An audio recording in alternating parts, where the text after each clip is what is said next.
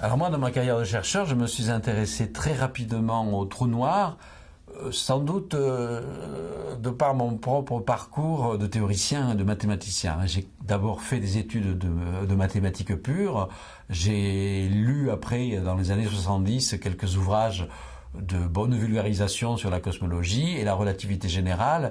Et ces ouvrages commençaient à mentionner des objets encore hypothétiques aux propriétés bizarres qu'on appelait les trous noirs, mais sur lesquels à l'époque on n'avait pas vraiment d'observation convaincante.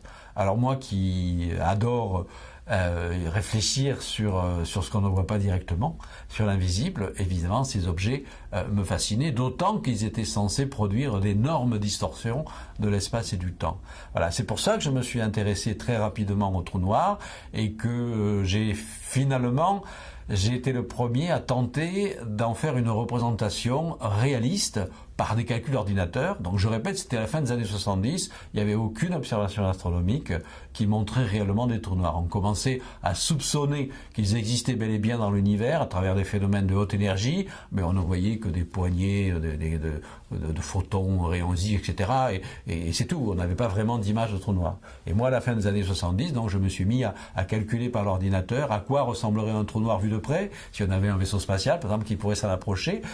C'était pas une vue d'artiste, c'était un vrai calcul scientifique où on intégrait les trajectoires des rayons lumineux dans l'espace-temps courbe. Et voilà, et j'ai publié cette image en 1979, de l'image de ce sorte d'un œil noir entouré en fait d'un halo brillant qui est un disque de gaz chaud autour de lui, mais l'image du disque est complètement déformée justement par la courbure de l'espace-temps autour du trou noir. Je dois dire pour l'anecdote que donc à l'époque où j'ai fait ces travaux, je répète, j'étais dans le milieu des astronomes au sens traditionnel du terme qui faisaient des observations à l'Observatoire de Paris et de Meudon, et on continue un petit peu à regarder les trous noirs comme une jolie fantaisie de mathématiciens n'ayant guère de réalité astronomique. Et c'est vrai que le fait déjà de publier cette image dans une grande revue qui a été reprise après dans des articles de vulgarisation, ça a contribué à donner un peu plus de crédibilité aux trous noirs. Et pour l'anecdote, je me souviens que donc l'article que j'avais écrit évidemment en anglais dans une revue spécialisée, signé Luminet à une époque où personne ne me connaissait encore,